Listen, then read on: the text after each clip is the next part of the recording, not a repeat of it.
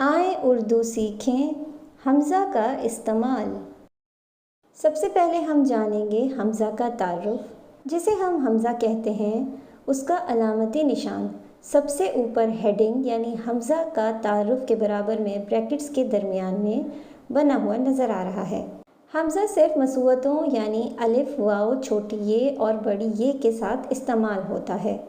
یعنی جب بھی الف اور واو کے فوراً بعد کوئی نہ کوئی مصوتہ آئے، مثلاً واو، چھوٹی یہ یا بڑی یہ، تو اس کے اوپر حمزہ لگایا جاتا ہے۔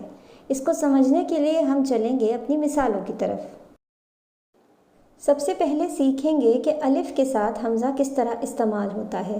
تو جب بھی الف کے بعد واو، چھوٹی یہ یا بڑی یہ آئے تو ان کے اوپر حمزہ کا علامتی نشان لگایا جاتا ہے۔ اس کے لیے مثالیں دیکھیے گا۔ جاؤ، جائی، جائے۔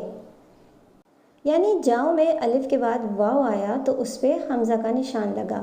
جائی میں الف کے بعد چھوٹی یہ آیا تو بھی حمزہ کا نشان لگا کر لفظ جائی بنا دیا گیا، اور جائے میں الف کے بعد بڑی یہ آیا تو حمزہ کا نشان لگا کر لفظ جائے بنا دیا گیا۔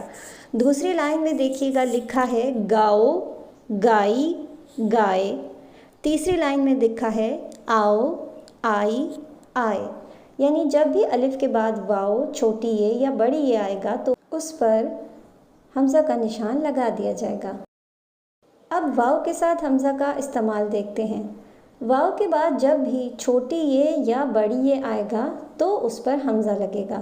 یاد رکھیے گا یہ رول واو کے بعد الف آنے پر اپلائی نہیں ہوتا۔ مثال کے طور پر دیکھیے لفظ کوا۔ کوا میں واو کے بعد الف آ رہا ہے اور اس کے اوپر حمزہ نہیں استعمال کیا جا رہا، اس لیے یہ اصول یاد رکھیے کہ واو کے ساتھ جب حمزہ استعمال ہوگا تو وہ تبھی ہوگا جب واو کے بعد چھوٹی یہ یا بڑی یہ آئے، الف نہیں آئے۔ اب واو اور حمزہ کا استعمال مثالوں سے سمجھ لیجئے۔ دیکھیے واو کے بعد لگا ہے چھوٹی یہ اور اس پہ حمزہ لگا ہے لفظ سوئی، کوئی، کھوئی۔ دوسری لائن میں دیکھیے بڑی یہ کا استعمال ہے سوئے، کھوئے، دھوئے۔ امید کرتی ہوں کہ آج کے سبق میں حمزہ کا استعمال آپ کو مناسب انداز میں واضح ہو گیا ہوگا۔ اپنی مشق کرنے کے لیے دیے گئے الفاظ کے علاوہ بھی الفاظ بنانے کی کوشش کیا کیجیے۔ جزاک اللہ و خیراً کثیرا۔